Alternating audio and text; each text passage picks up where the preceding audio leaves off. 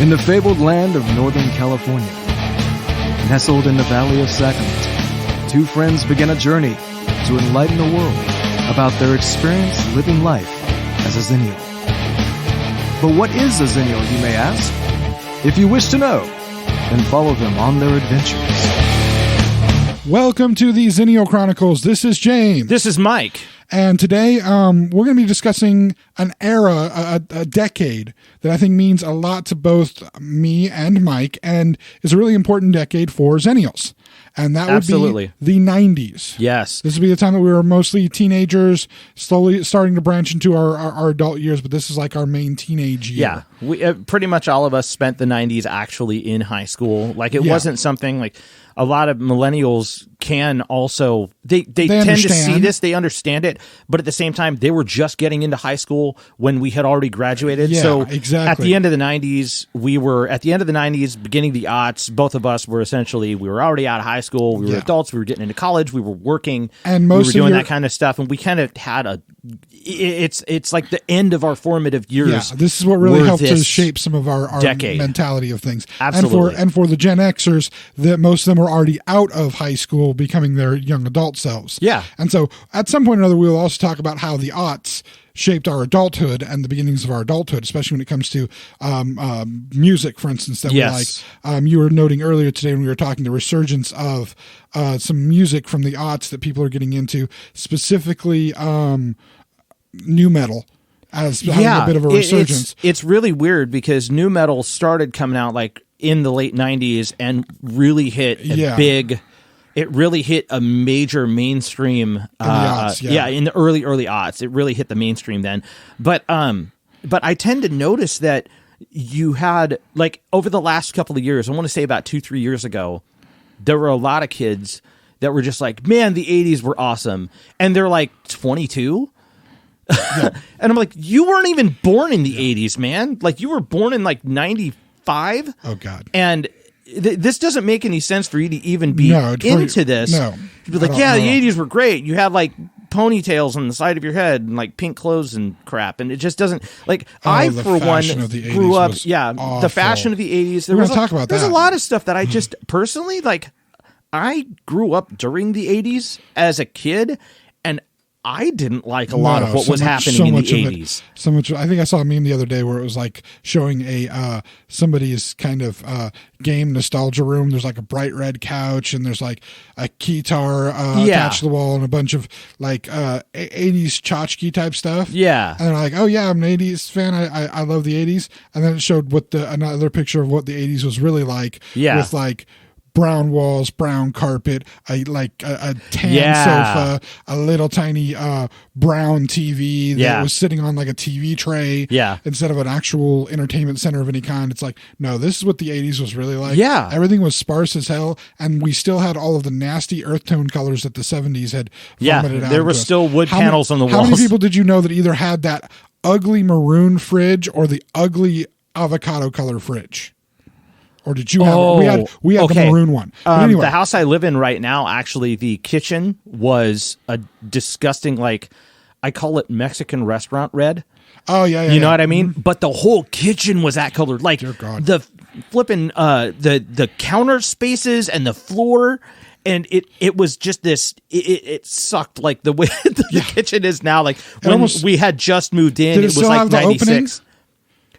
It had the opening. So literally looked like it could be the fridge and the pantry were this big, just closet space in the middle of the room, and it almost felt like it opened it up, but it just felt like the kitchen and the living room were one area, but there was still carpet separating the living room from the kitchen.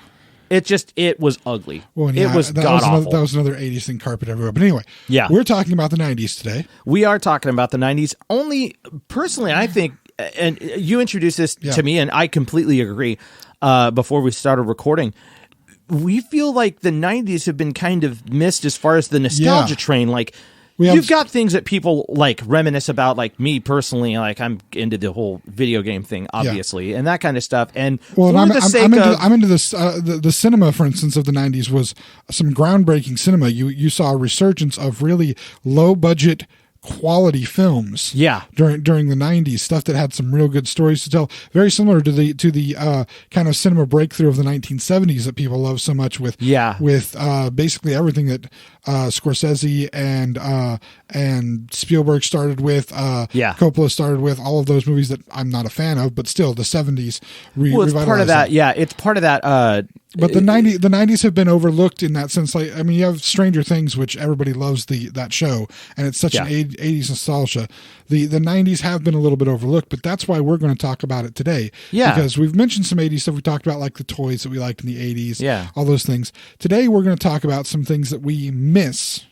Yeah. That were in the 90s. Now, from our previous experience last week, we found out that a list of 10 each is a little much because that ends up making lessons learned. Yes, our podcast goes way too long when we have 10 each. So we each have a list of 5 things. Yes. That were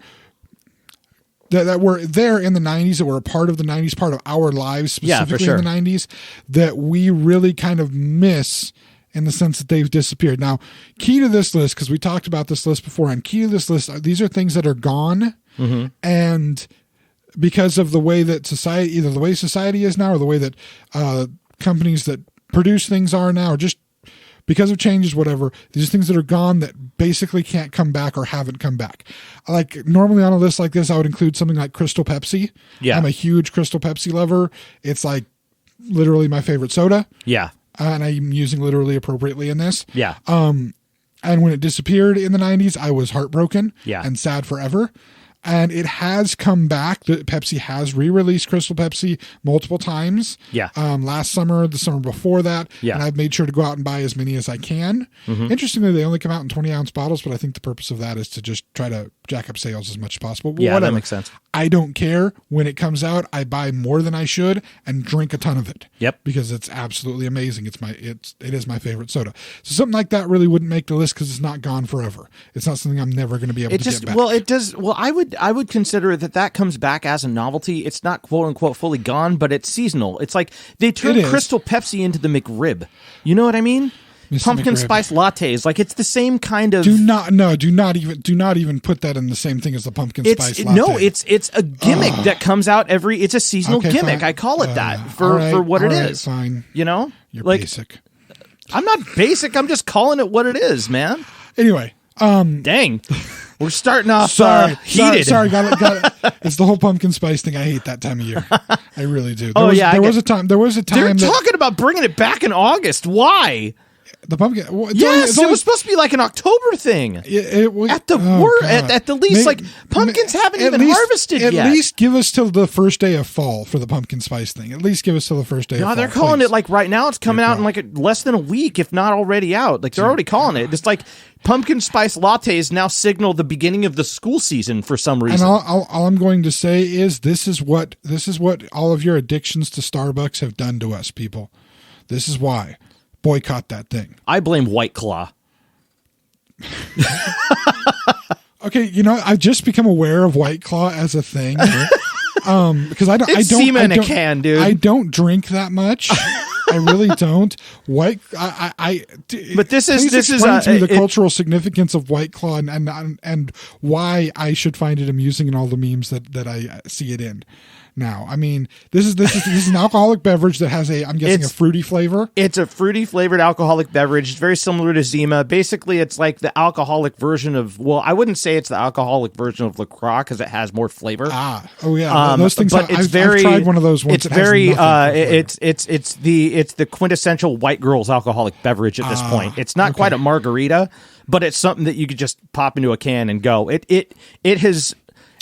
It's basically the white girl's version of a limerita.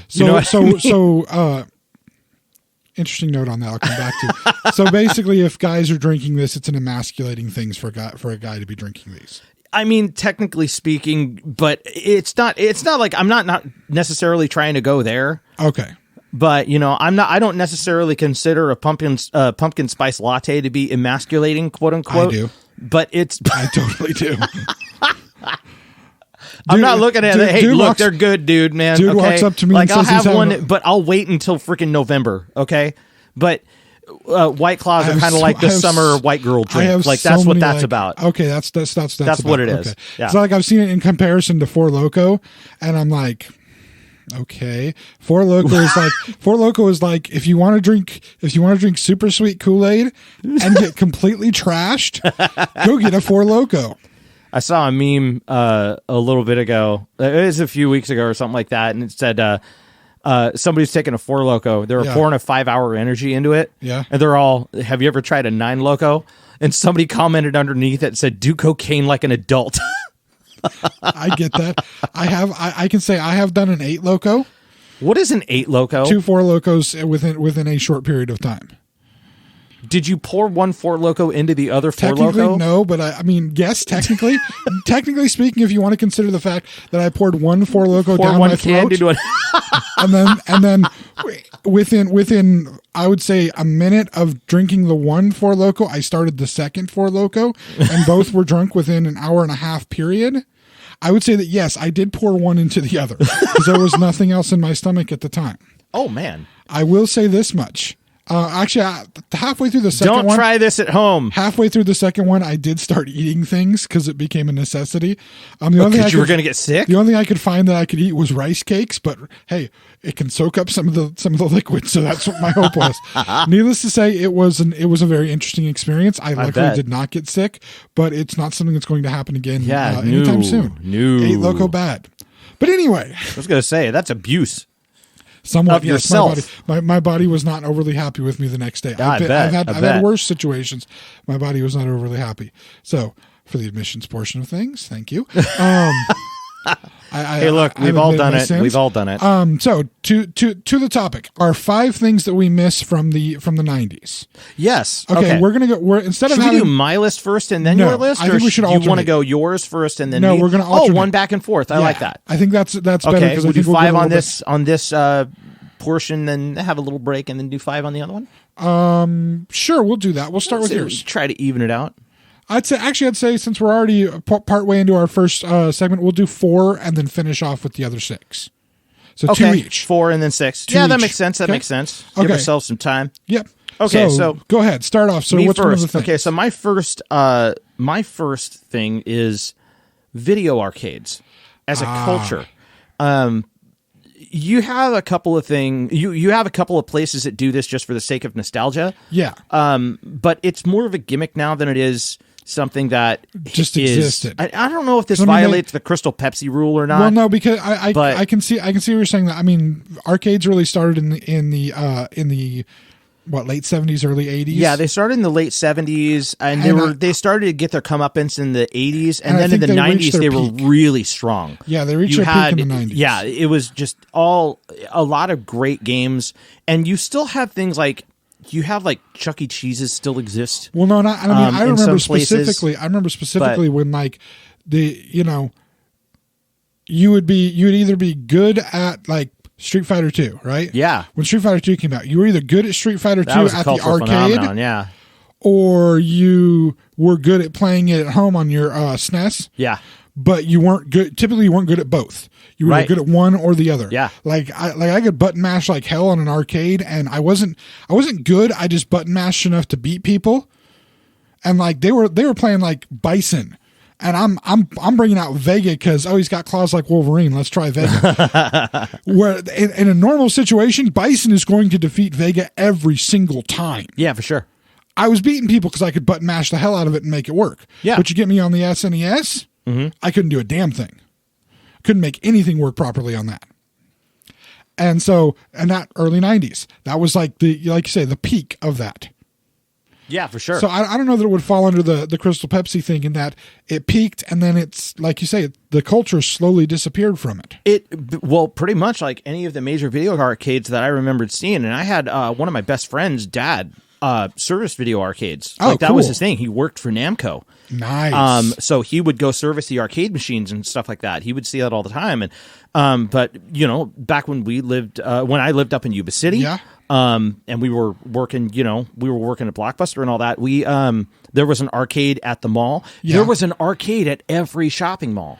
Yeah. You know what I mean? And malls still, for the most part, kind of exist. They don't have the same cultural impact that they used to, but video arcades in malls are extremely rare, if at all. Every arcade I know of in town that was around is gone. Well, and the biggest point to the arcade was all of you could gather around, a bunch of you could gather around together and switch off playing the games. Yeah. And obviously there's no need for that anymore. No, not really. Because you just get online and play online with your friends. You can, yeah, exactly. Everybody, wherever gaming has gone, high quality gaming has gone at home. Well, the money was put into the arcade machines, if you remember correctly. Oh, yeah. And the home ports were the ones that were missing a few pegs. Oh, yeah. No, when you play, again, using Street Fighter 2 as the example, because that's my biggest experience, or even any of the Mortal Kombat games. Oh, for sure.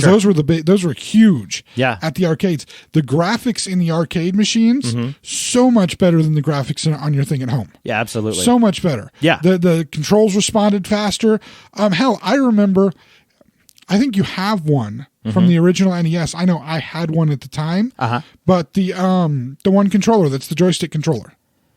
Yes. You mean the NES one or the SNES one? The NES one's called the Advantage. I have one. That thing is sturdy as hell. But your buttons end up sticking after a little bit of time. They can, but you can always clean it up. You got that when you were playing NES to try to replicate the arcade as much as possible. Yeah. Sorry, kids. Anybody that ever watches the movie The Wizard, the Power Glove did not help you in any way, shape, or form. The Power Glove is terrible. I would totally have one to hang on the wall, but that would be about it. It's a gimmicky piece of garbage to try to actually use. So it does not make you a better player at Super Mario 3. Little reference there. Go watch the movie. Bad. It's a terrible movie. Tobey Maguire, though, had a small part in that movie. It was one of his first films.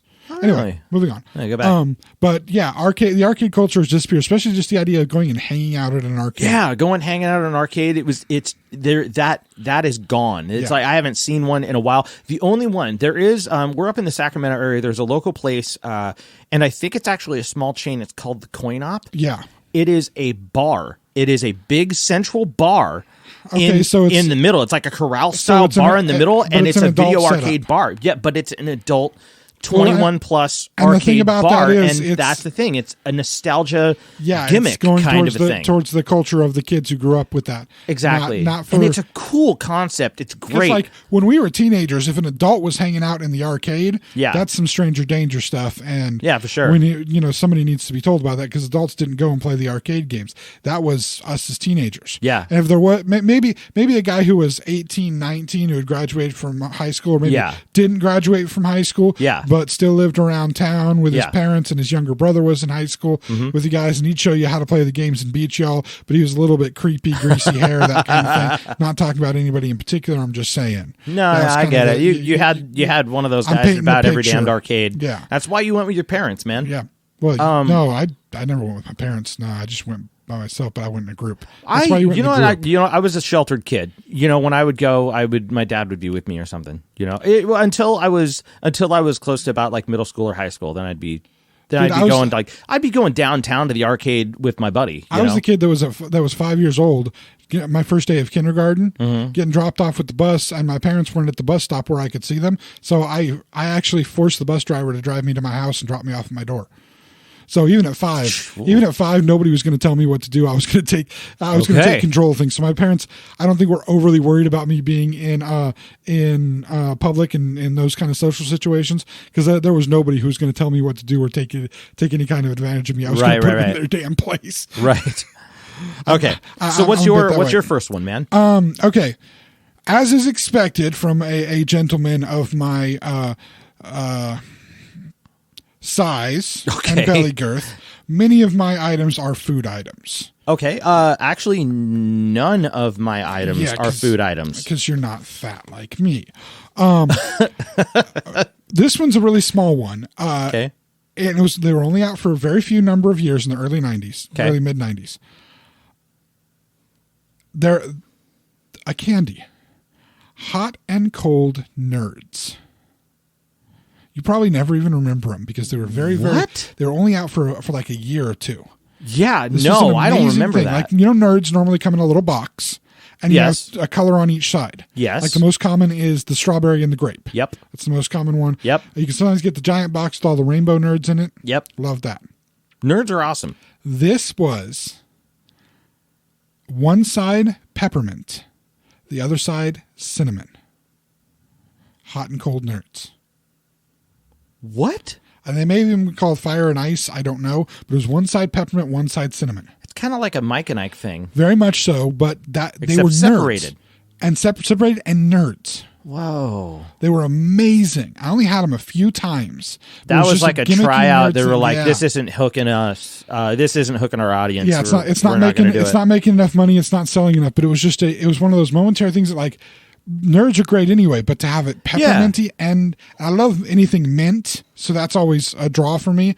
But peppermint and cinnamon nerds, wow, they were just amazing. Interesting. So sweet. So wonderful. Yeah. And we're never going to get them back. Obviously, nerds will probably never do them again. I haven't seen a box of nerds actually in a while. Nerds themselves, I see nerd ropes, but I don't see the boxes of nerds really anymore. Oh yeah, all over the place, especially at Halloween time. When my wife and I are grocery shopping later, we're probably getting some nerds now. Yeah, that'll happen. Interestingly, Walmart now has by their ice cream stuff. Yeah, they have a little bag that has nerds in it. That has less nerds than what the boxes of Rainbow Nerds have, and it's the Rainbow Nerds, but they're ice cream topping nerds. So by putting them in a different packaging, they're charging you twice as much as what you would get from the box. Yeah. But they're just regular nerds. They're regular nerds. It's an ice cream topping now. They're advertising them as ice cream topping. Just go buy the box of Rainbow Nerds. Freaking weird. Halloween time is your best time because you'll get the big bags of candy that you buy to give to kids. That'll have the strawberry and the grape. Yeah. But they'll be in separate little boxes. So it'll be little pink boxes and little purple boxes. Interesting. Around Easter time, you get other flavors. Okay. They're like punch flavors, like a berry punch and then like some other kind of punch flavors. Interesting. Also come in the little tiny boxes in the giant bags. Yeah. I have children. And I am not above using candy to bribe my children to behave. I can understand that. If you're good, you get candy. Kid is good. Throw the candy at them. Not too hard. Just enough to get it. Don't do damage. I mean, we've Smarties. Smarties, the little rolls of Smarties candies. Oh yeah, Smarties are great. The tart candies. Yeah. Yeah, we call that in our household baby crack. I can understand that. It is kind of baby crack. Yeah, you can get kids to do anything for a roll of those. Literally anything. Yeah. You want them to clean something up? I have candies. They will claw their brother and sister to clean the thing up so that they can get them candies. Seriously. Good Lord. All right. It's like Hunger Games out there. I can see that. Boy. These are experiences I don't have. No. I am not a parent. Well, a dog parent, but not a people parent. I am a dog parent. You know what? We have our puppy crack. You can't use candy. No, you can't use candy. That's bad. But we have our puppy crack. Yeah, so we have the same. Yep. It still works the same way. It's the same. It is literally. They are comparable things. Yep. Totally. Okay. Next thing on your list, sir. All right. I'm melding two into one here. That's okay. I have a meld. Cassette mixtapes and CD boomboxes. Oh. So this is okay. why I'm doing both. This actually touches on one of mine, but yours is separate enough. So go. Okay. So here's first off cassette mixtapes. Yeah. Recording songs off the radio onto tape. Oh, there was God. a thing about waiting for a song and then recording it onto a mixtape. Yeah, and then getting that little bit of the DJ talking at the beginning and end, you're like, dude, just shut up. We just want the song. Yeah, totally. But that game was changed once CD boomboxes were kicking in. Oh yeah, because you had the CD boombox, you had the tape recorder on the same deal. Yeah. And here's the thing: you didn't want to damage your CDs; you wanted to keep them in the case. Yeah, and most cars didn't catch up to the CD player in the car. And you had your Walkman that you had begged to get the actual original Walkman, which original Walkman children were cassette tape Walkman. I have one. I love it. The Discman. Because they were called Discman when the CD version come out. Yeah. The Walkman was a cassette tape one. I had one of those off-brands that was like bright yellow and had rubberized stuff, so it was supposed to be waterproof. Nice.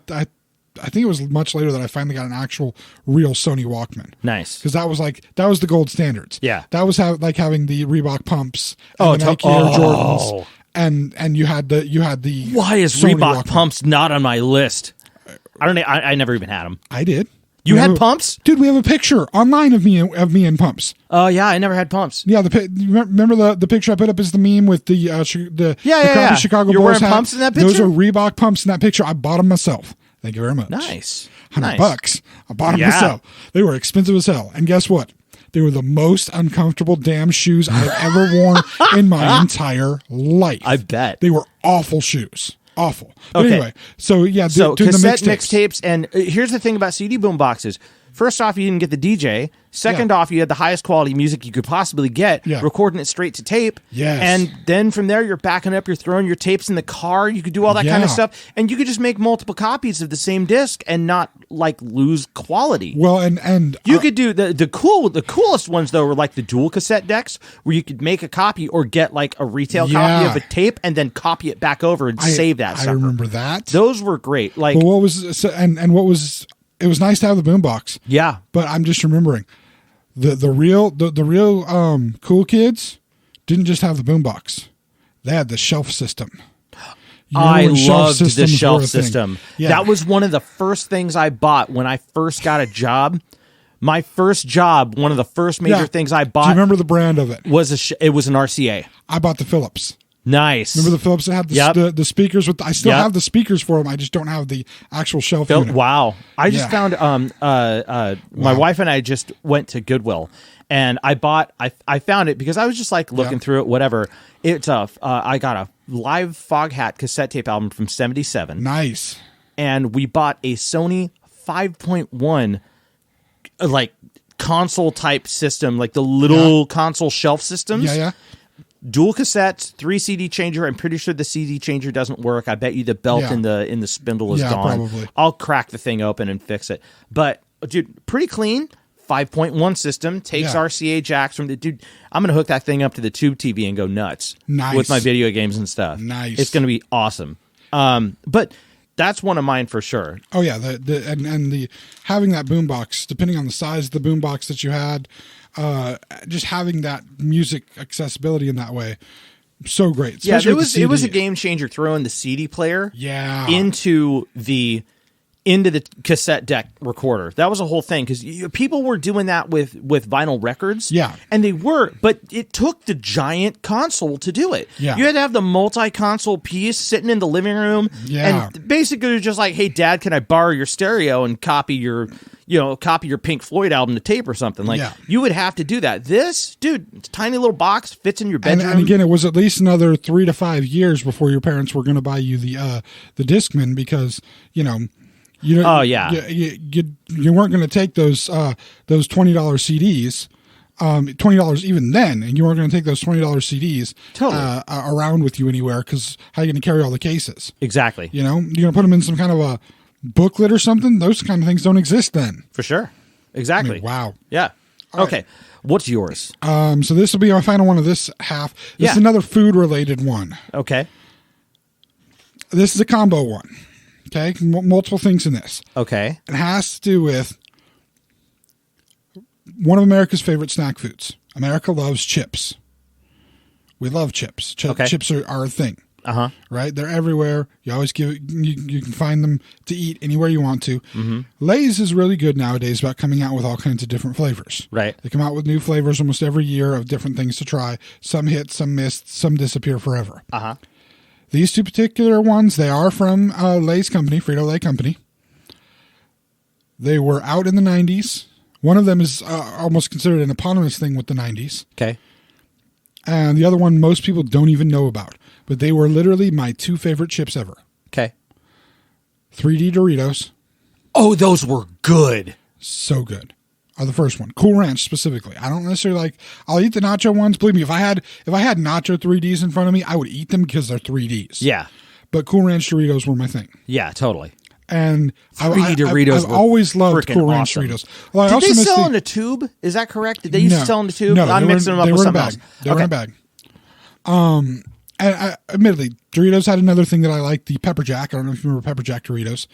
They've been gone since the 90s. No, I haven't seen that. But they're not my second chip that I'm talking about. The second one is a different flavor. But the first one is those 3Ds. And again, I've loved Cool Ranch chips, Dorito chips specifically for years. Cool Ranch Doritos are killer. They are overall my favorite chip flavor. on a regular. I can get it. You know, I'm a huge fan of spicy nacho. I can understand that. But to have them in those 3Ds, the different texture that the 3Ds had, that puffed texture to them. Yeah. Oh, they were so good. Those were good. There was even some for a while that would turn different colors. It would turn your fingers like green or something. It was some movie that they were tied to. You know how 90s loved all its bright colors. Totally. The other chip, another Frito-Lay chip. I've talked about this one, I think, before with you. Texas Grill Fritos. I do not remember those at all. So these are Fritos that were about 2-inch, inch and a half long, and about a half-inch wide. Maybe so they were larger versions of Fritos. They were larger versions. They had fake grill marks on them. Cute. And they had a barbecue flavor to them because they were Texas Grill. Now, they do have a barbecue flavored Frito. They have the honey barbecue spirals. Yes. Which are that's the current version of what they originally did with the Texas Grill. Okay. And I'm a Frito lover. I like chili cheese. I like the barbecue ones. They even have a ranch Frito, which is actually really good. Same size as the regular Frito, but have a ranch flavor to them. I'm going to have to try that. And then regular Fritos are amazing in almost any capacity. But this specific Texas Grill Frito was just my favorite chip. It even eclipsed my love of Cool Ranch Doritos. Every time I was able to get a package of those, I got them because they were just such a good chip. Yeah. It was a barbecue corn chip that just had amazing flavor. And the honey barbecue one, the spiral ones that exist now, the twists, they don't even come close to the amazing flavor you got out of the Texas Grill chips. Oh, yeah. Never going to happen again. Most people don't even know they existed because most people never saw them. Yeah. You have to do research to even find they existed. All right. Man, boy, that is... I know. It's one of those things. It's food. It's simple, but food is sometimes what drives us. You know what I mean? Yeah. All right, we're going to take a break right now, and when we come back, we will have each of us will have 3 more things that we miss that were in the 90s and is now gone. Yeah. All right, see you in a few. Hey friends, this is Mike from the Xennial Chronicles reminding you to subscribe to our YouTube channel.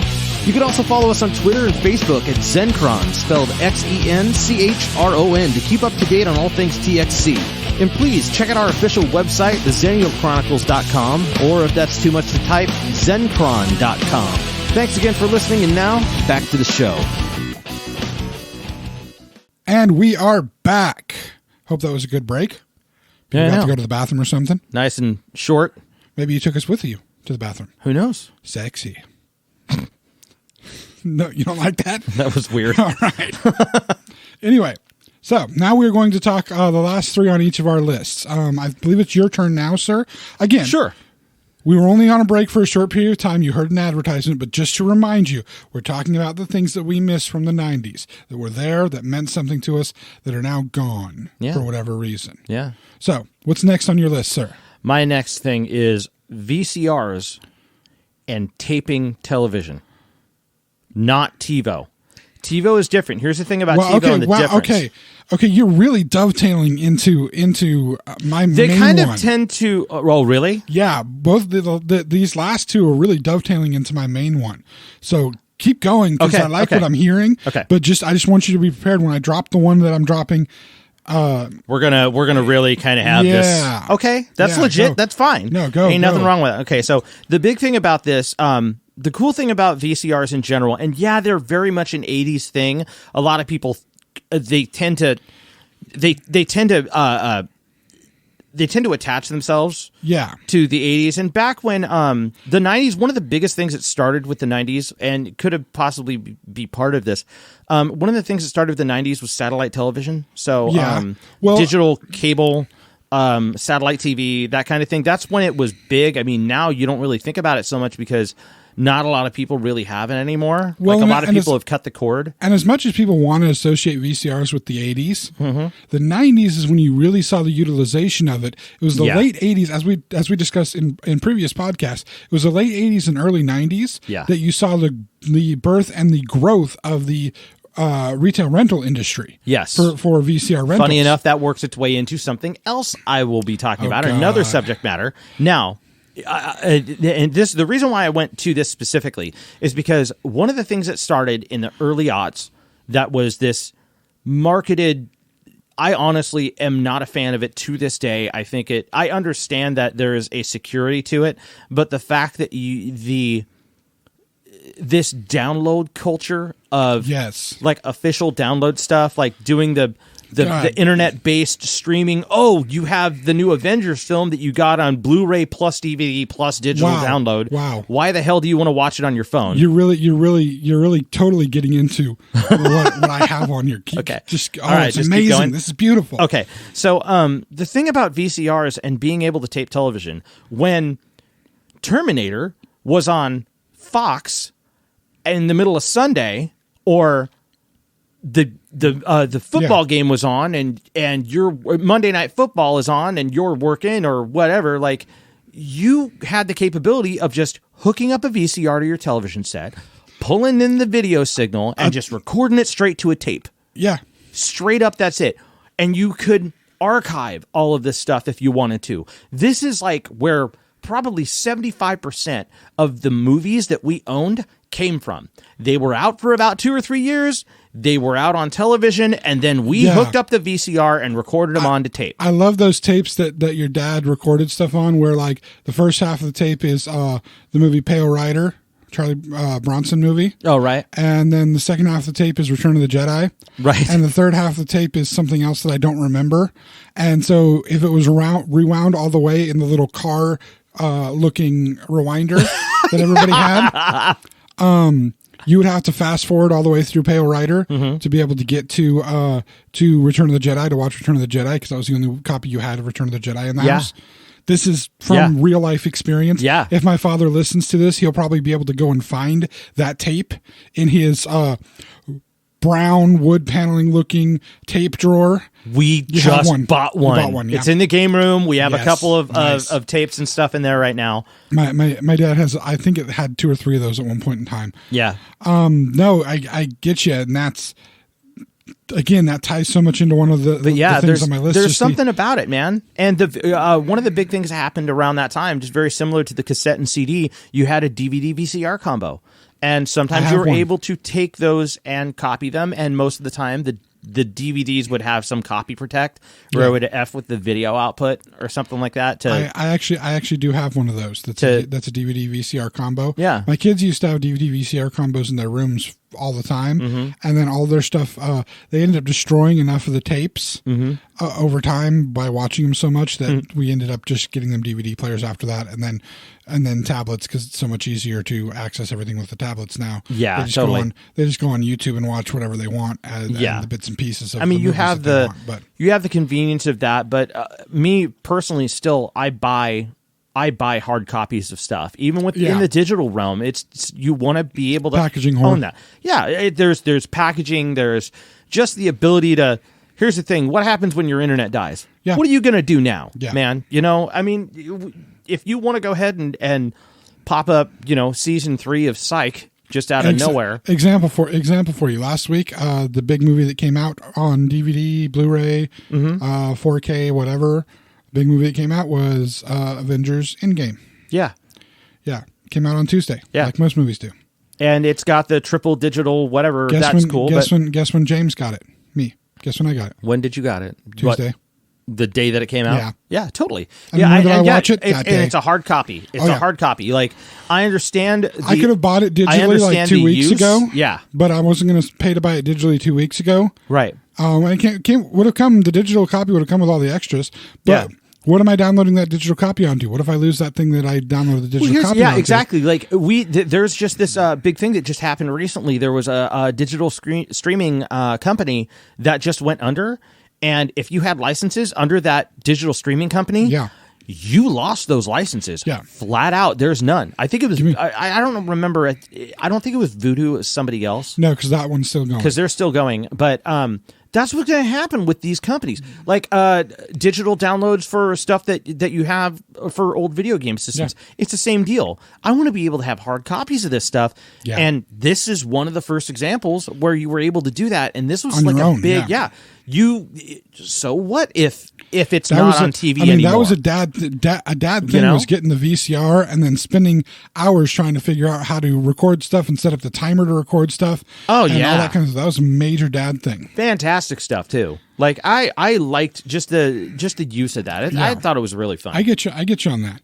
For sure. What's yours? This is since you brought these two things up, I'm gonna break into this big one. I was kind of saving this big one, but maybe I'll make the funny one as the last one. Okay. My thing that I miss it's connected to these things. It's media consumption as an event. Wow. And here's what I'm talking about with that. You're talking about the VCR coming and having to plan the time to record something whenever it showed up on TV. Yeah. But even if you didn't, say you didn't have the VCR, you didn't have the tapes available, you forgot to go get tapes or whatever, because it's not like you always had them sitting around. Yeah. When something was on, you had to be there to watch it. Yeah. When something was released on CD, music was released. Yeah. You had to go get the CD. You had to go get the singles. You had to go buy it. Singles were a big deal because the B-side's on a single. One of the bands I got introduced to in the 90s, like most people, well, I wouldn't say most people, but like a number of people did, was Pearl Jam. Of course. And typically there was a divide. There were Nirvana fans and Pearl Jam fans, and they normally didn't. I was on the Pearl Jam side of things. They were pretty much the Beatles and Stones of their time. I could see that, yeah. That's a good analogy. I was a Pearl Jam fan. Yeah. And at the time when the first album came out, when Pearl Jam 10 came out, one of the most sought after things to get was the Jeremy single. Yeah. Because the B-side to the Jeremy single was a song called Yellow Ledbetter. Right. Which at the time was probably the best Pearl Jam song there was. It was an amazing song. Better even than, and 10 is one of my favorite albums still to this day. But Yellow Ledbetter at the time was better than anything that was even on 10. That's a damn good album. Really? Okay. I mean, to have that I didn't know it was on an album. I didn't know that Yellow Ledbetter wasn't on an album. No, never on an album. Only the B-side of the single. Wow. It's the only way you could get that song. Was B-side of Jeremy. Okay. And hell, I have it. I still have the Jeremy single. I even had the Jeremy single put onto my iPod, so it would have the Jeremy single and the Yellow Ledbetter B-side. Cool. But that was the way to get any kind of extra music beyond just what you heard on the radio. You had to go and make an event out of buying the CD. You had to go to places like, I don't know if you remember, up in Yuba City, a little north of Sacramento, for anybody that doesn't know their California geography all that well. There used to be a store called The Underground. Now, I know you and I spent a lot of time in the Underground buying stuff. At the time, the only way you were ever going to get concert music, they were bootleg concert stuff. Right. CDs, cassette tapes, bootleg recordings of these concerts that you get. I have bootleg recordings of Metallica during Load Tour, doing Reload songs from the Reload album before they'd come out. Cool, and man. even announcing, hey, this is a song that's going to be on our next album, and they bust into Devil's Dance. Cool. And so you're getting that media, watching the Super Bowl. You had to sit and watch the Super Bowl. You had to sit and watch anything happen.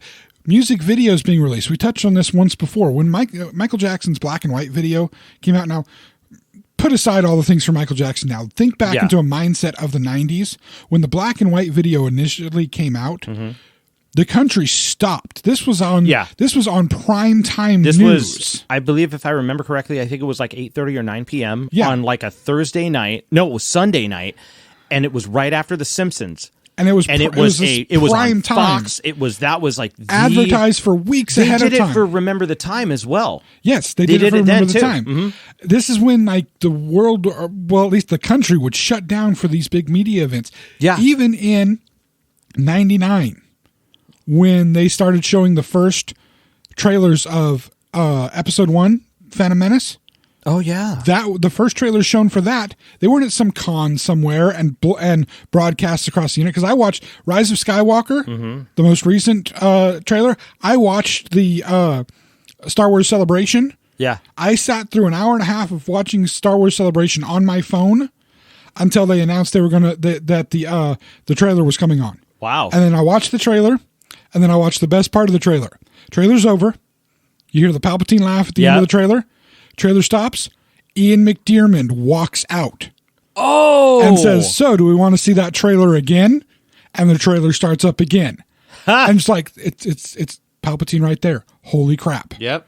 And so, admittedly, it's fun to have that, but and that part of it makes it an event, but it's not the same because most people aren't going to sit and watch that hour and a half of celebration. I was going to say, waiting for it to happen. Happening, like, as far as that's concerned, you don't see that kind of event unless you go to a con. Exactly. The rest of the time, it'll come up and people will be like, oh, okay, the new trailer for this is up.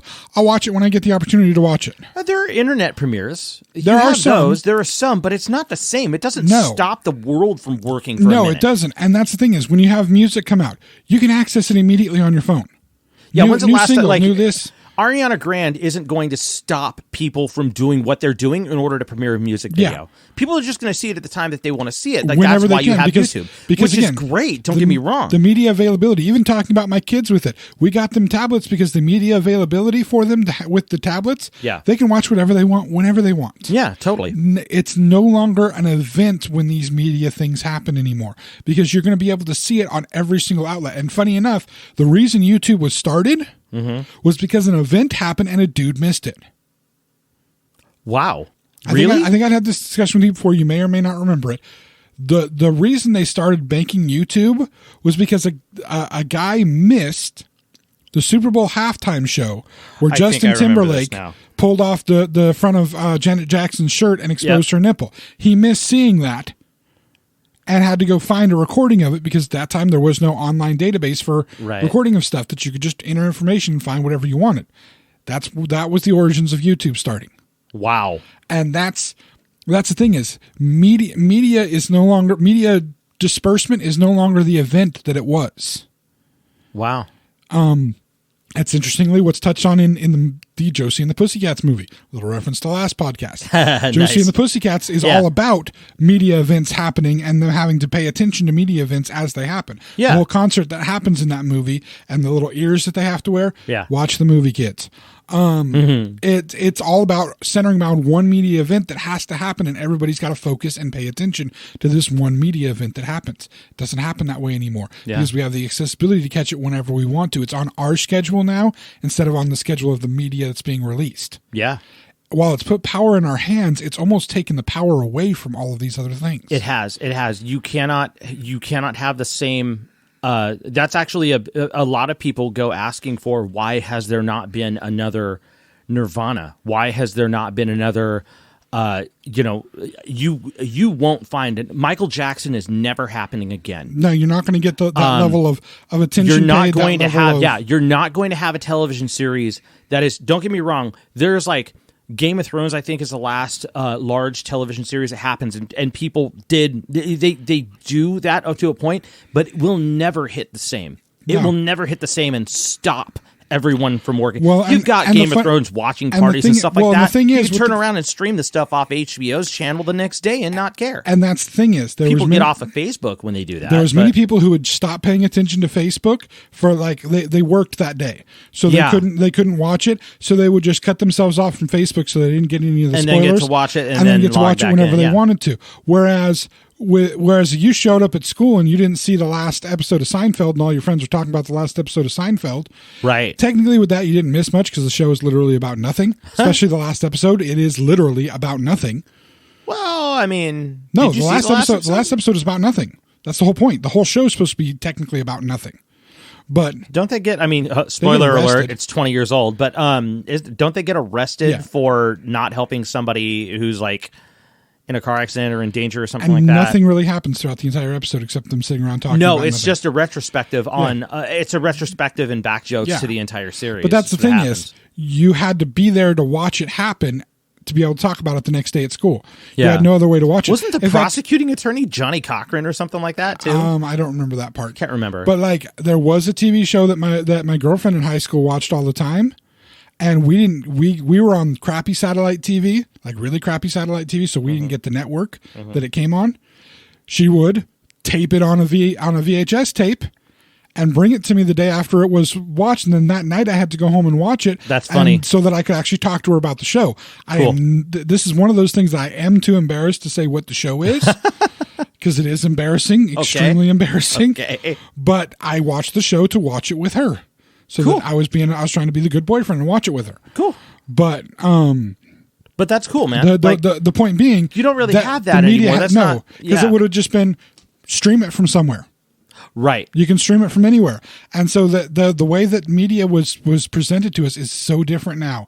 And I missed that because it really felt like we were having that moment of event. It was that moment where you can say, this is where I was when this happened, and it meant something. Yeah. Like, again, I don't want to bring up a tragic thing, but like, dude, September 11th, 2001, where were you?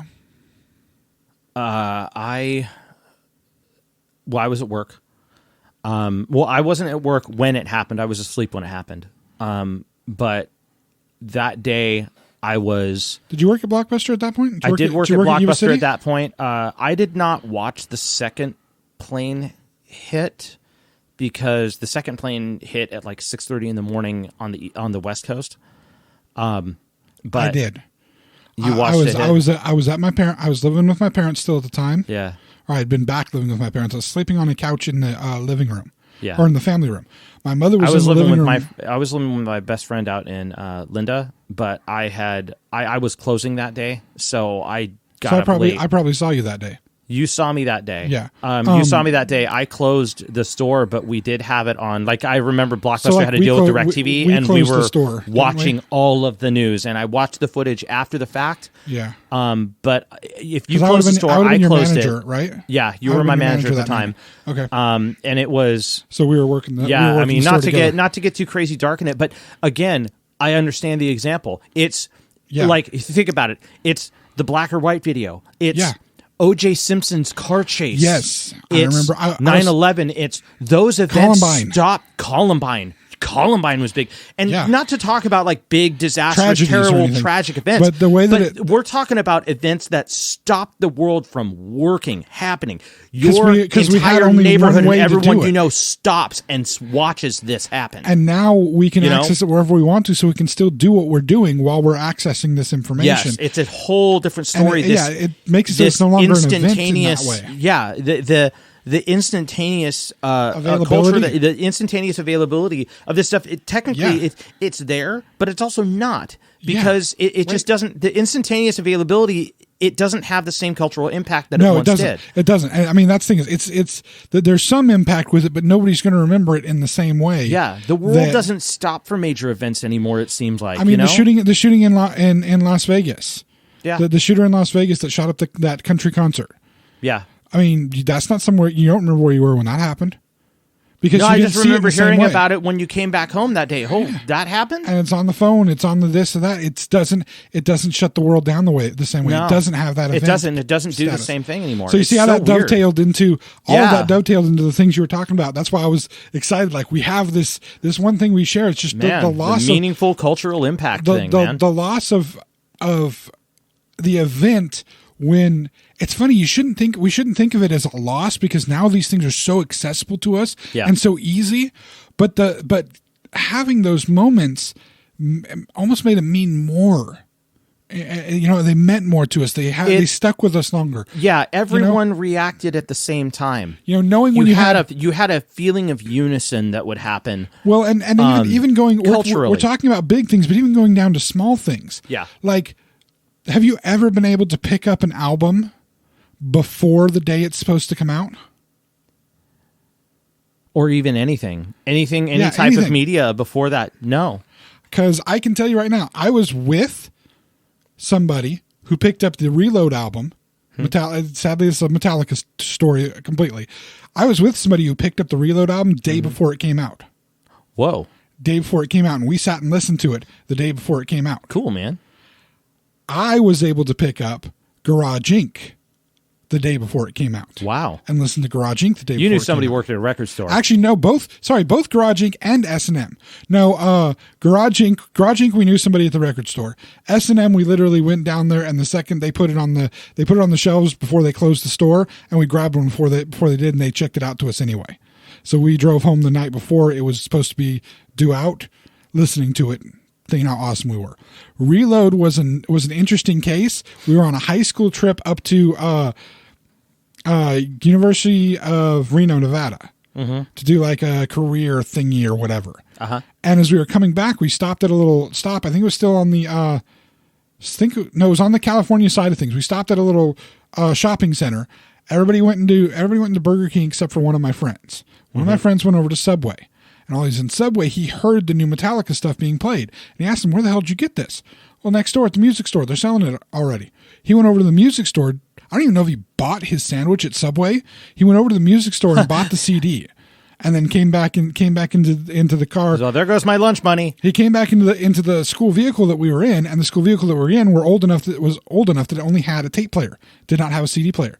So he had to wait till he got back to my house to be able to listen to Reload. And he's listening to Reload in my bedroom while I'm in the living room of the house building a fire in the wood stove, because it was like the middle of November or something, so it was freezing cold. And I'm having to build a fire because my parents aren't home. I'm building the fire and half listening to Reload as he's in my room rocking out completely to Reload. Nice. And it's like those moments where you got things before other people got them. You had I'm not saying those moments don't still occur, but it feels like that was a time that those things happened more often because you didn't have the open availability of all this stuff the way it is now. Totally. And it's terrible to romanticize a time where things were harder to get, but at the same time that kind of made them mean more to us. Yeah. No, absolutely. I'm right there with you, man. Next on the list, because we each still have two things to go and we're running low. Yeah, that's okay. That's okay. My next is Blockbuster Video and Tower Records. I'm combining them both. Okay. There was a culture that came with those stores. Okay. Obviously, both of them had their huge comeuppance in the 90s. They were cultural milestones. Oh, yes. Still to this day, when I start rattling off all the movie knowledge that I have and I get the funny looks from somebody, all I got to say is I used to work at Blockbuster, and you just get the, okay. Yeah.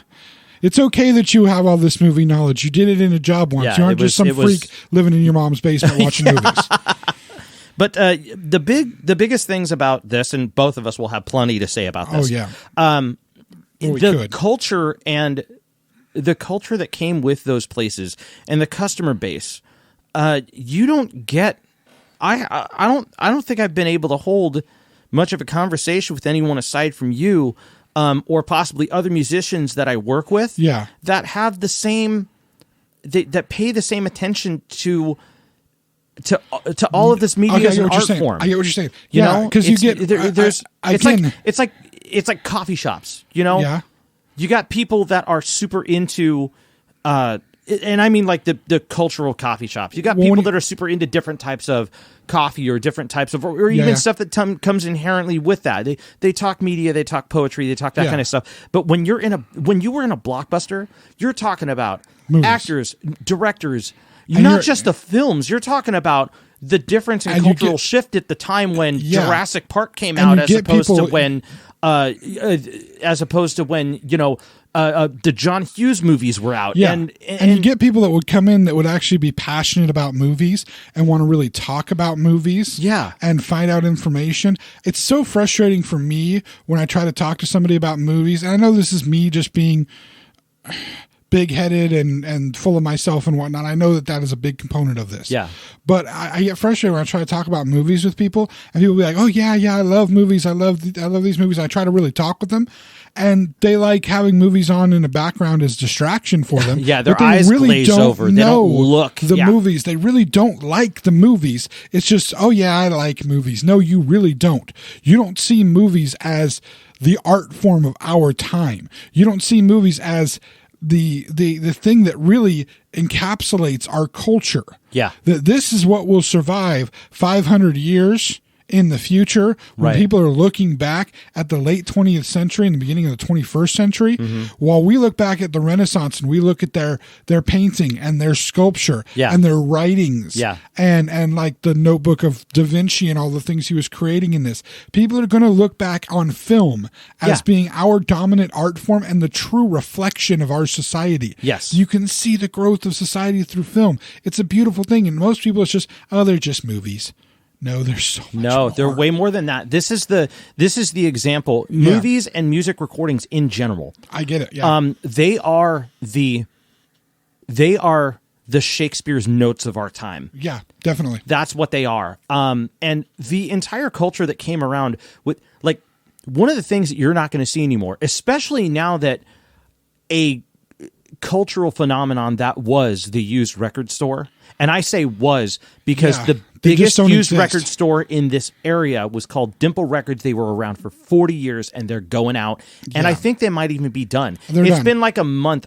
I went out there and we spent like, I think my wife and I spent like a few $100 on some used stuff. But there's something about walking into a store and seeing walls upon walls, shelving, whole boxes, crates of being able to rifle through records and CDs and tapes and all of the stuff that comes with it. I mean, these guys were doing used and new, and they were doing movies and books and records and I think the thing comes down to recording and all that. The thing comes down to music and now these things are just like I was discussing in the little bit before. Mm-hmm. These things are so accessible now to get a Don McLean album just for the song American Pie, even though you only paid $2 for the Don McLean album. Well, American Pie was the entire side of one side of that record.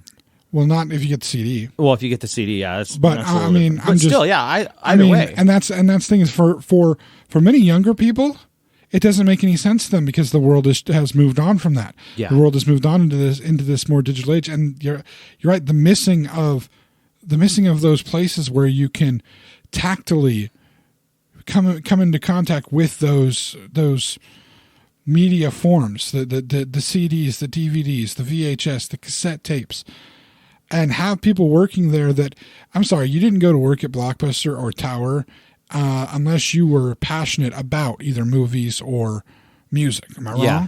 And that was like you said, that was the beauty of it. It was like going into your own cathedral and finding your place of worship for the things that you love. Yeah. And with those things gone, there's so little joy scanning through Netflix trying to find a movie to watch as compared to going to Blockbuster and looking through the aisles. Yeah. And finding something that, the cover of that looks kind of interesting. And then grab it, take it to the guy. Hey, have you seen this? And actually talk to somebody about a film and whether or not it's good. Yeah. That's one thing you don't get anymore. Them coming up to you and saying, okay, so I like this movie, and this movie. Is there something else you can recommend to me?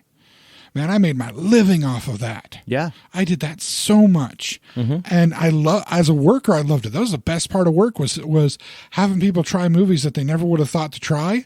Yeah. And hearing back from them what they thought about them, being able to help people see a different culture in movies and not just grab the biggest name blockbuster on the shelf. It was amazing. Mm-hmm. And yeah, I can agree. Yeah. And by the way, this also doesn't necessarily restrict to those two stores. This comes down to the culture. No, you're just using a lot of those stuff too. There's as Hollywood, Mr. Video, even the mom and pop shops. I'm not trying to be exclusive here. The culture of it still existed in both stores. No, I get you. And as much as I have my personal issues with wearing khaki pants and royal blue polo shirts, I can't ever give any credit to Hollywood because Blockbuster's too ingrained in me. I'm sorry. I can understand that completely. Yeah, no, I'm just giving. But I get what you're saying. It's the style of store is the experience. Yeah, exactly. And it's missing. I mean, sometimes in malls you'll see other stuff too, man. Toy stores, KB Toys, Toys R Us, that kind of stuff too. There was a whole different kind of a culture that came to it. Like you could ask about whether or not something was good. You're not going to go and bring an album to the counter at the Goodwill now and ask them whether or not it's good. I'm just thinking about this. Basically, we're saying that the internet ruined everything from the 90s. No, I'm not blaming the internet for it. I am. I'll go ahead and blame the internet for it because the internet is the reason. Here's the thing, man. I'm too busy enjoying the other benefits of things like the internet in order to say that it's like that's the same thing. That's like saying that the problem I have with something like that is like saying you're blaming millennials for ruining the housing market or like the diamond industry. It's just not part of it, man. Well, I don't think that's an appropriate analogy. I think millennials ruining the diamond industry because millennials are smart enough to realize maybe that diamonds are a scam.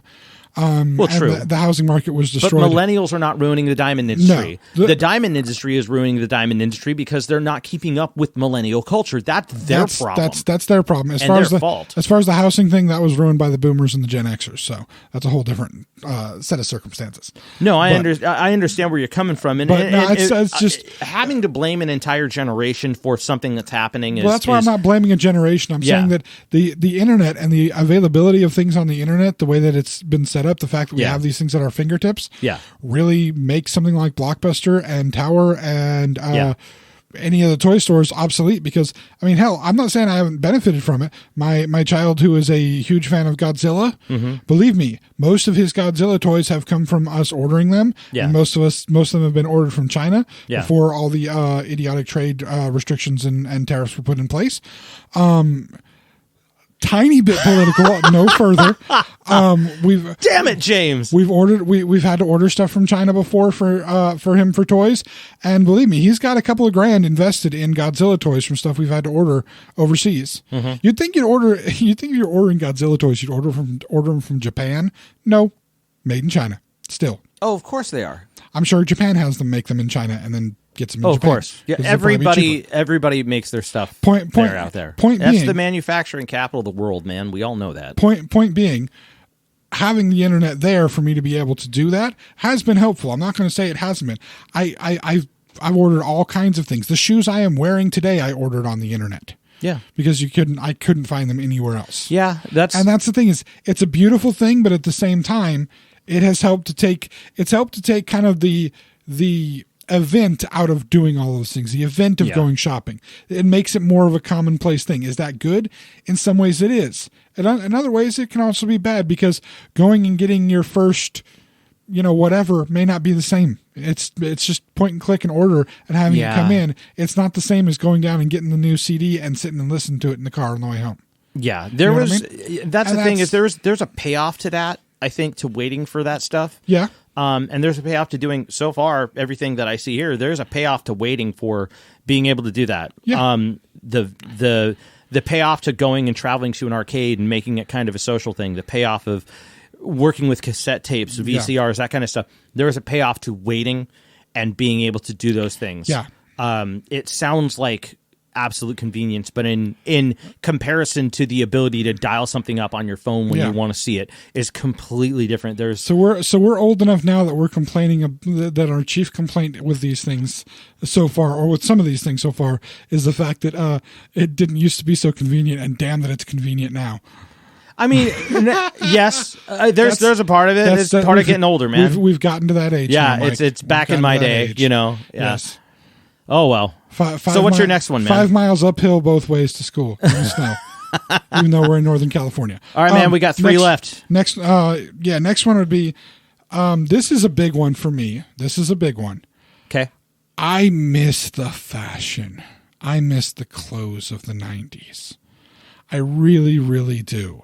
I miss the milder counterculture fashion. No, I miss flannels, and I miss wallet chains, and I miss torn-ass jeans, except not designed torn jeans. No, see, I like jeans that you wore for 3 years that got holes in the knees, like that kind of stuff. Like I was into grunge culture.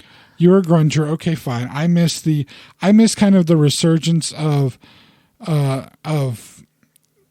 of the hippie culture that came out in fashion. Okay, I miss the resurgence of some of the kind of 50s, early 60s culture that came out in men's fashion. Right. When they came out with the button-up shirts that were kind of similar to modern bowling shirts, or the bowling shirt style stuff. Okay. I miss skate shoes. I miss corduroy. Skate shoes were awesome. Well, that's technically what these are. Yeah. But I miss corduroy. I so miss corduroy. I know a lot of people that miss corduroy. God. I never wore corduroy. I was blue jeans all day long. I would, if I had the choice of pants, which I don't normally wear pants, but if I have the choice of pants, corduroy is the first choice. Other than fuzzy leopard print, corduroy is the first choice. We are not in agreement. I always wanted fuzzy leopard print pants. Always did. I could see you wanting real fuzzy leopard print pants. Well, now, James, just so I could pet my legs. I'm not even joking, though. I actually saw somebody wearing fuzzy leopard print pants at one point. Right. And I was just like, I want those so that I can pet my legs. That would be amazing. That is a very strange thing. Leopard print is a very 90s thing because they put leopard print on everything in the 90s. I never was really like into leopard print anything. I just kind of... Well, and I loved those shirts, the button-up shirts that, like I say, resemble the bowling-style shirts. Yeah. Solid colors with the stripes. I mean, how many of those did I own, man? Oh, yeah. I still own them all. You still have them all? Oh, yes, I have all of them. Sweet. I don't fit in all of them. I don't fit in any of them because I'm fat now. But I still have them. But yeah, I still even have some of my corduroys.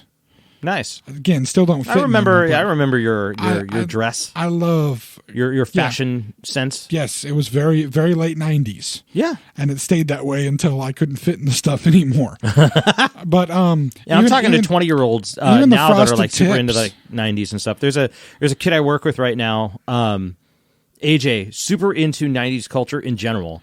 But he's into a lot of the pop 90s stuff.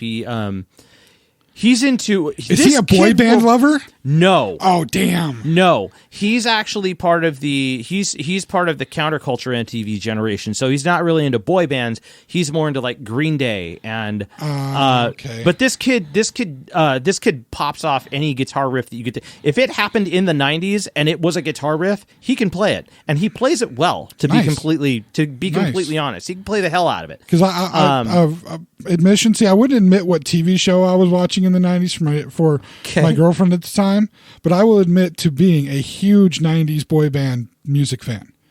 Like you throw on some Backstreet Boys. Yeah, I never gotten into 90s boy bands. I would.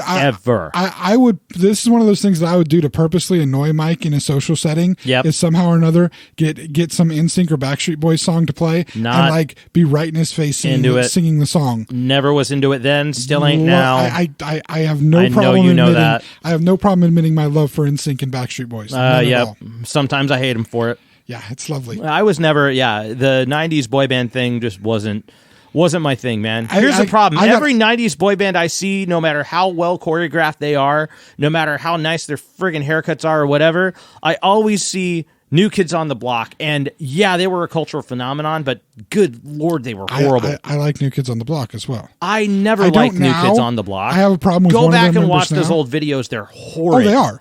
They're absolutely horrible. Yeah, well, I saw them for how horrid they were when I was like 10. That's all right. Okay? They hated them then. They are terrible. I still like them. The Spice Girls aren't necessarily the most musically talented group ever to have existed. No, but they had better songwriting. I'm not going to entirely disagree with that, but I like them too.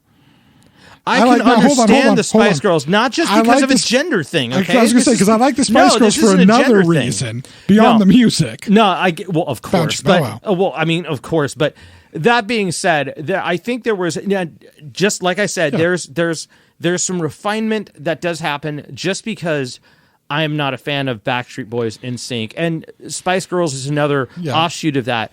There was, as the years went by, there was an improvement on songwriting and that kind of stuff that happened on top of it.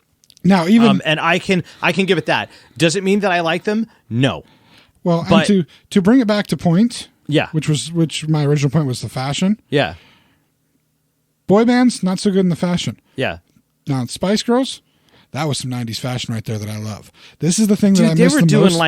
They were like the baby doll space dresses. Rock stuff. They had baby doll dresses. Yeah. You had a few of them in the baby doll dresses. And then you had was my favorite women's fashion from the 90s. Leopard print? Other than the leopard print, sorry. No, my favorite women's fashion from the 90s. Right. Most exemplified actually in the Limp Bizkit video for the whole Rollin' video. That song. Yeah. The pants that are slightly baggy, and the super tight, like almost skin-fitting tops, like this with spaghetti strap tops. Yeah, that fashion for women in the 90s, I love it. Okay, I can absolutely love it. They can wear that every day, all day. I don't care. I can understand that. I'm totally down with that. That makes sense. And that's I miss the fashion. I get it. I'll be real. There was something hot about it for sure. For sure, something very hot about it. Yes, for sure. Very much. Yeah, I miss the fashion. Okay. Next on yours, this will be your last one, right? Yes. This is your last one. Bring it home. Hand-drawn film animation. Oh, now that's a one. Right? Okay, that's a one to bring. Here's what I'm talking about. Because it hit the peak before it converted. Yeah. In the mid-2000s, it started to convert to flash-based digital animation, and I don't mean CGI animation. Yeah. It was still hand-drawn. The technology caught up. You had a lot of clean animation that happened, but there's something about, like, even if you look at feature films or cartoon series around the time, and yes, I will call off the Batman series. That's a good example. That but is a good anything example. that came out by Warner or Disney at that time, it was huge. And you had some combination of CGI like Lion and King. film. Lion King had the one sequence, the Stampede Aladdin, sequence, and Aladdin had there the was a carpet ride combination of that. sequence. And yes, and there was a combination of that would happen, and it was good. But I'm talking about even 90s Warner Brother Bugs Bunny cartoons, What would you Tiny say? Toons, What would you say? Animaniacs, all that kind of stuff. What would you say was the height of it for you for the hand drawn animation? Because I'm thinking of one movie that I actually saw in the You theaters. mean hands down? The majority of best- the movie is hand done animation. There may be a CGI sequence in the movie, Yeah. but the majority of the movie is hand drawn animation. It's like the pinnacle, what you felt it reached the pinnacle. I honestly, like, even though I was calling it out for the story that it was, and that I would probably say The Lion King as far as hand-drawn animation. There is a zoom shot that's done at the end of the growing up montage sequence where Simba gets called back to the Pride Lands. Right? I thought you were going to go with the pre-Stampede. No, zoom. That's a good there one. There is a zoom that happens in the where he comes back in the Pride Lands, and it's a close zoom on his paw, on his leg as he hits the ground. Okay, yeah. And it does a slow zoom out. You can see every single hand-drawn line as it was inked, and the speed of the animation. It's 24 frame per second animation. You can see it, but you can tell every single frame is hand-drawn, and you see the slight squiggle of each line as it's slightly different. I get you. And it zooms out to Simba as he's walking into frame from the right. Okay? Nice. That paw hit and the backing zoom that comes into the... Yeah. What's crazy about that is the background is obviously a hand-painted background that zoomed out. But the fact that they zoomed in on the shot and came back out, and you can see every detail of that zoom as it comes out, what you can see is that the lines start to thin out as they go in. So this was an afterthought in the shot. And so it's not hand-drawn on the shot and then it zooms out. It's each entire frame is another frame away. Each frame is another frame away, but what they did was they drew the shot in, right? And they painted the background. It's an afterthought of the zoom, and so you see the detail of the actual art, the hand-drawn animation. I've never seen something like that since, because you can refine and clean up everything so much in a digital realm that you don't see that anymore. And see what's funny? In animation. What's funny is Lion King was considered the secondary project at Disney at the time. It was considered the less important project. Nobody wanted on that project. Aladdin and Lion King were produced at the same time, nope. right? Aladdin was well before Lion King. Oh, what was happening at the same time? Pocahontas. That was considered the bigger project. Oh yeah, and you Not see, so much. you can see that kind of stuff happening too in many of the shots. But one of the things that I get out of that is it's so fascinating. And I was a kid that was super into animation at the time, so I see something like this, and it is just I remembered seeing it in the theater and being like, I think I was like 12. I think when I saw it, 12, maybe right. 13. Sounds about right. When I saw it for the first time and just looking at that, because I was, like I said, I was super into it as a kid. Yeah. 5-6 years old, I had a book on Walt Disney and Disney Studios and what they did, and I had stuff on Mel Blanc and Warner Brothers and all that kind of those two big companies. I was huge into them, and I remember I had a favorite animator when I was 8. Who? Friz Freleng. Okay, I can understand that. I had a favorite animation director when I was 8, which is crazy. Like, nobody had that. But I remembered seeing the detail that was in that. And there's nothing I have seen in more recent times as good as animation has developed into an adult-oriented art form in the realm of storytelling and that kind of a thing. You find a lot of more serious animation. And I see that as the advent of that is the result of anime culture, I believe. In I wouldn't disagree with that. I consider adult-oriented animation as a result of anime culture, and that kind of just that the ability for that to be to just exist is nice, but that's still, you don't see anything nowadays that has that hand-drawn, cell photographed kind of information happening. Like, you don't see it. That was, I agree with you on that, sir. Yeah, for sure. Okay. I understand the hand-drawn animation. That would be a big thing that's missing now. Yeah. All right. My final one, sir. Yes. Especially because even though we tried to be close on time, we're still running long on time. You're good. This is an easy one. This is another food item. Okay. End it with a food item. We're ending it with another food item. Let's go. Because what's James's favorite food item? What's James's favorite food? We've discussed this at length. Burgers? There you go. Ha! I am paying attention. Hamburgers are my favorite food. Well, there used to be a hamburger. Oh my. That was, in many ways, the perfect, for me anyway, the perfect fast food hamburger. Oh, really? This is a burger that had, I believe, 2 patties. Normally came with cheese, but I got it without cheese. Bacon. Mayonnaise. But here's the key. On the bottom bun, it had mayonnaise with a bunch of bacon bits. Not like Bacos, but like small actual pieces of real bacon in the mayonnaise, covering almost the entire bun. So you had bun, mayonnaise, little bacon bits all mixed in with the mayonnaise. Really? Meat, bacon, meat, more bacon, cheese if you liked it, but again, not me. More mayonnaise, bun. Okay. This was called the Bacon Cheeseburger at Jack in the Box.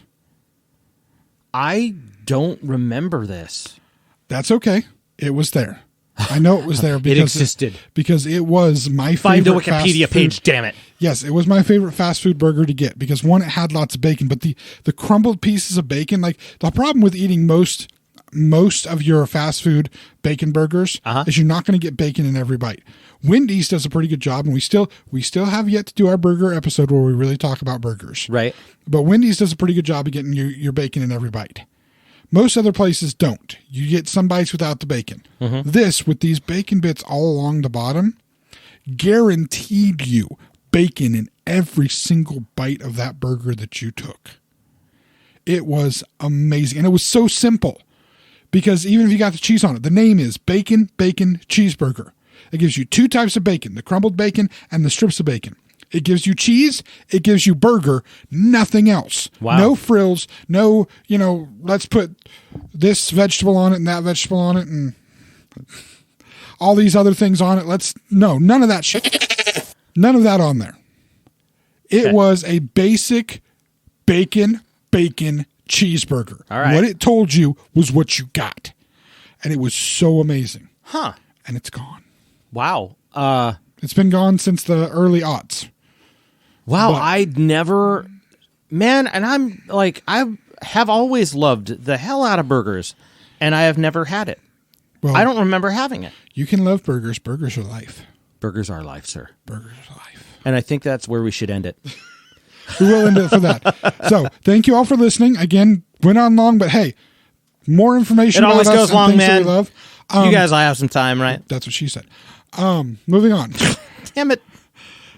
That's an okay joke to keep in. You don't have to delete that thing. You don't have to move that around. No, anyway, I'm not. So, first I want to say, anybody else that's listening to this, please tell us the things that you miss from the 90s. And please have been born before the 90s to tell us things that you miss from the 90s. I don't think it's a full... Because if you were born in like 94, you miss your bottle. You miss your binky. Well, maybe not. I mean, you could be 6 years old and miss... We don't want to hear Dunkaroos. We really don't want to hear Dunkaroos. We know people miss Dunkaroos. You know what? Ain't nothing wrong with like Pogs, okay? If you pull up Pogs, okay, Pogs, that's legit. Pogs, I get that. But please, leave us some comments. Let us know what you miss from the 90s. Yeah. It's no longer around. Mike, where can people listen to us? Well, you can head to our website, thexennialchronicles.com or zencron.com, spelled XENCHRON. We have our podcast streaming on that website at any point. You can listen to us at any point. We also have, speaking of Zencron, we're also on Facebook, and we are on Twitter. Yes. Sorry, I don't have the list in front of me this time. I'm trying to do it from memory. So we are on Facebook and Twitter. Comment, like us, follow us. Did you mention all that kind of stuff? I miss the Spotify? We're not yet. I haven't gotten to other streaming websites yet. As far as other streaming websites, we're on TuneIn. Yes. We are on Spotify. We are on Google Podcast. Also that one. And if you guys miss any of these older episodes, by the way, our entire archive of all of our podcasts are available on our YouTube page. Yes. So check out our YouTube page. Just type in the Xennial Chronicles on YouTube right now. Make sure that you like and subscribe. And hit the bell icon so that you get a notice every time a new video comes up, which would be, in this case, one of our podcasts. So you could check us out. Comment on those. Please do follow those, and we also respond. We have. Yeah. And we have. We have done this, and we will continue to. We let you know which one of us is responding to you in a very Xennial Chronicles fashion. Indeed. Because, yes, we do. Personal responses. Yes. Now we're just making each other laugh. Oh boy. Hey, 8 Loco bad. He did not drink 8 Locos before he got here. No, I did not. I only had 1 cup of coffee. Anyway, thank you all for listening, and we will talk to you again next week. Y'all have a good one. Thank you for tuning in, friends. The journey continues next week.